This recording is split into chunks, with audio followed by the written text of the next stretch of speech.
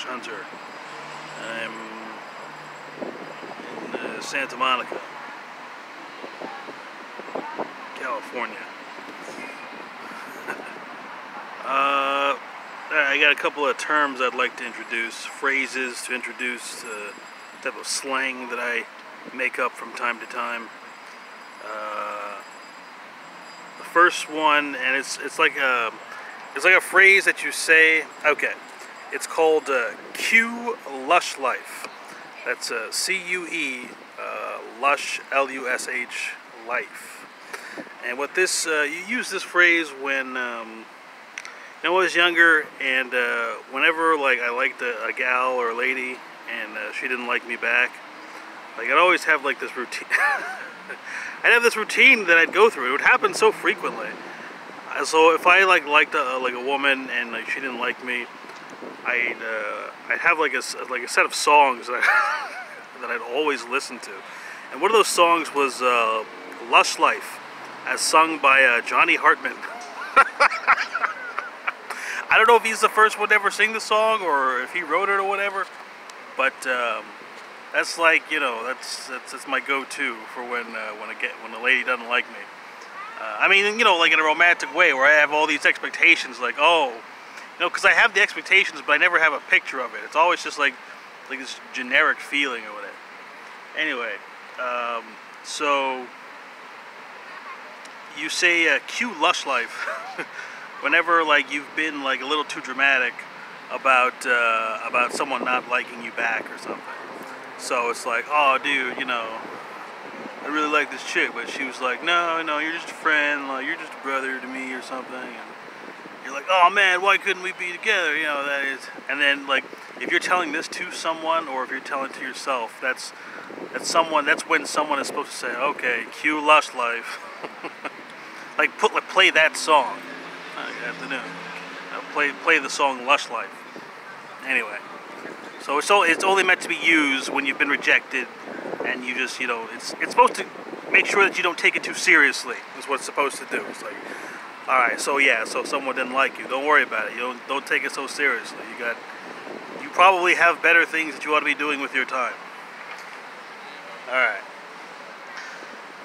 Second one is, this may already exist. This may already be like a thing. Like I don't assume to know like everything, but I like the English language. I like the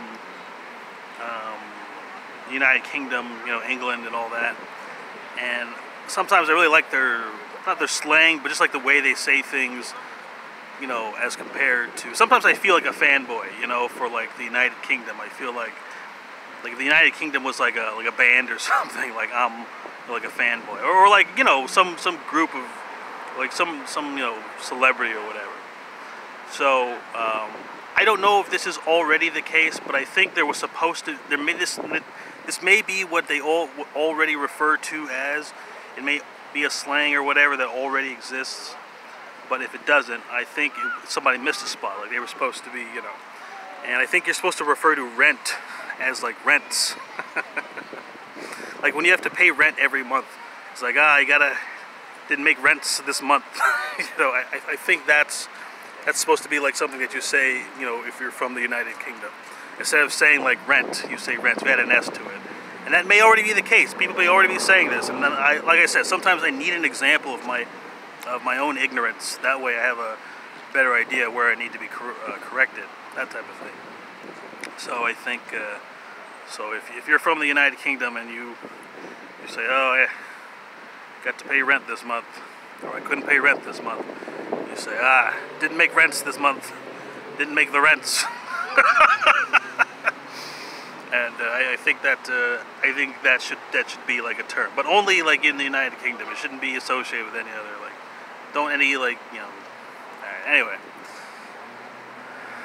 the third thing is I like mathematics, but I'm not very good at math. I mean, I guess if I applied myself, I probably could, but I don't know a lot of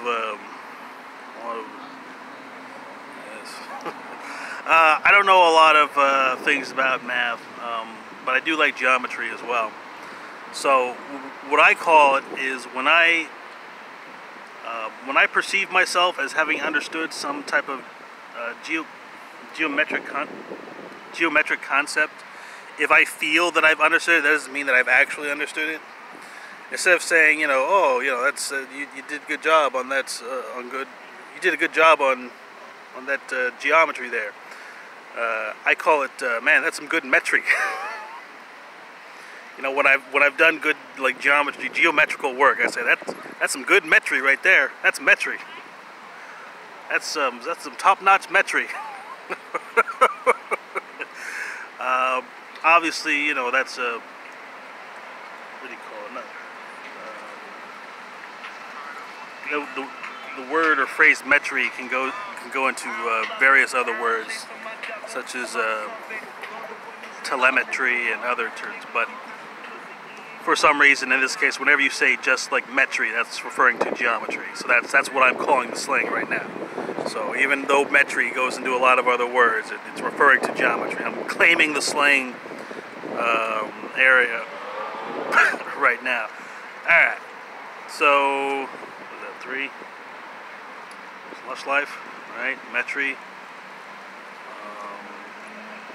Oh yeah, rents. Okay. Alright, so another thing.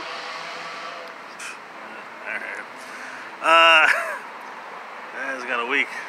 I wasn't gonna do this. I felt like it was more like this feels like a very like kind of, oh, I'm doing a video. Like most of my videos is just like, yeah, whatever, man. Like I don't fucking care. I don't edit. I don't cut. All in 15 minutes or whatever, dude. Whatever. But this felt like more structured, not structured. Like a routine. It felt more like I'm doing a bit or something. Oh yeah, that's what I want to talk about. All right. I think that I'm like a very funny person. Like not necessarily funny to like everyone. Not necessarily like. It's like some people are very funny, but they're funny to a lot of people.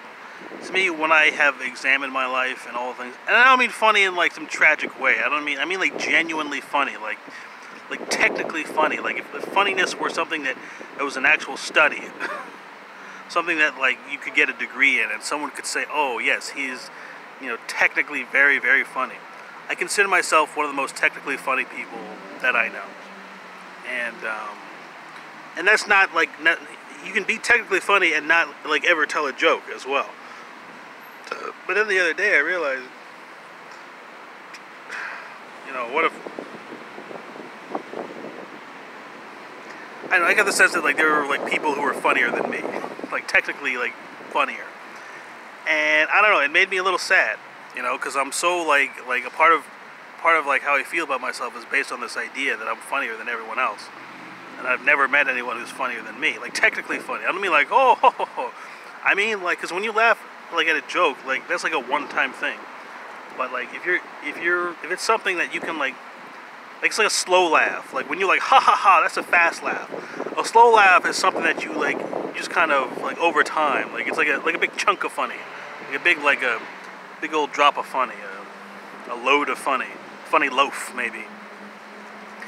And this idea that like I'm not as funny as I think I am, or no, that I'm not the funniest. I am as funny as I think I am, but just that there's such a thing as a person who's like funnier than me. Maybe like kind of. I don't know, because I feel like there's a lot of responsibility that you gotta have to be like as technically funny as I am. You gotta. There's responsibilities that come along with this. Like funny, like you can't ever say anything that's too funny. You gotta take. Because some people are not supposed to be laughing, and they're not supposed to be laughing very hard either. Like they got structures in their world that if they laugh, like those structures are, if there are certain things that they laugh at, their structures are susceptible to, their structures aren't strong enough to withstand their laughter. Is what I'm saying. And so when you are technically funny, you have there's more responsibility. There's more responsibility that's involved, and so. I know this feeling is fresh. This feeling of not feeling funny. I wanted to preserve it. It's like I've never felt like this feeling before. Of like, because I've always felt like I have a type of claim on comedic superiority. Like, it doesn't matter who it is. Like I mean, you guys other people may be funnier like in certain areas. Like you can get more yucks. You can get more you know, fast laughs, but I feel like my laughs are deeper and like will last longer. I feel like the things that I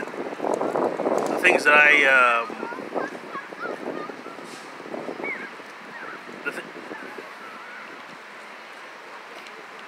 the things that I produce that are funny, I think are funnier for a longer period of time, and there's a greater authenticity in the comedy.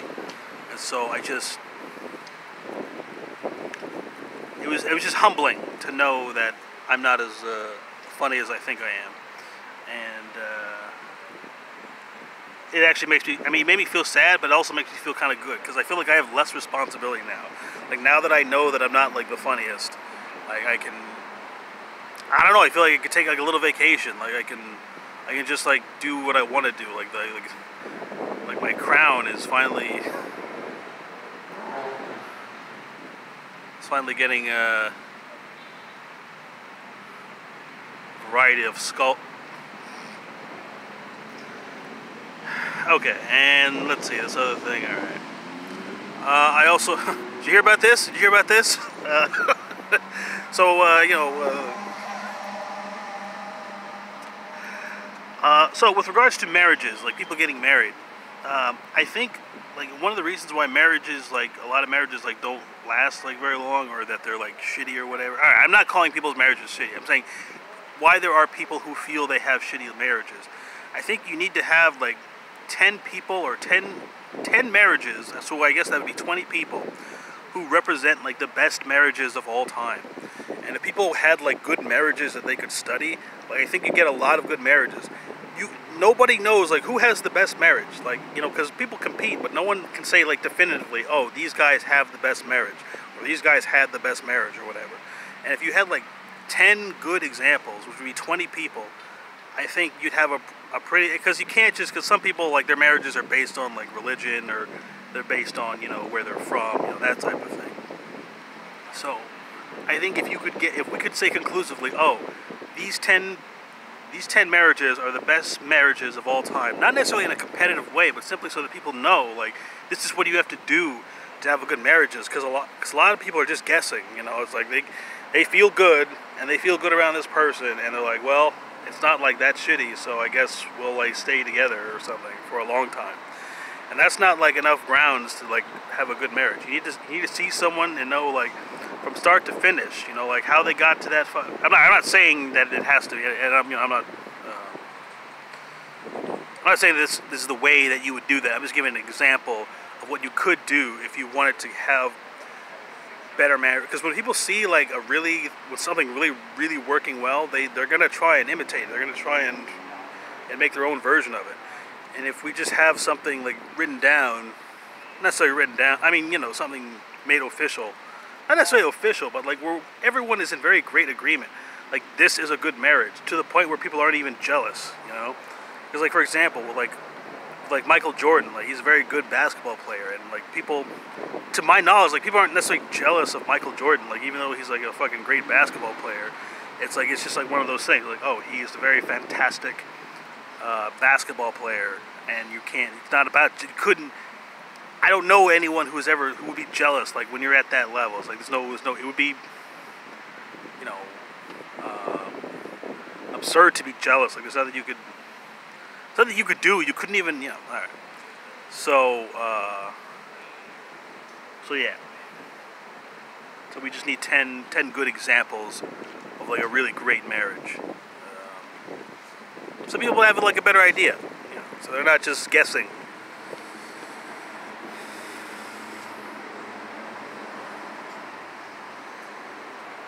That's what I thought. All right. I'm 33 years old, and I have the best grades on earth. Damn it, come on. I got the gloves on, so I won't do the.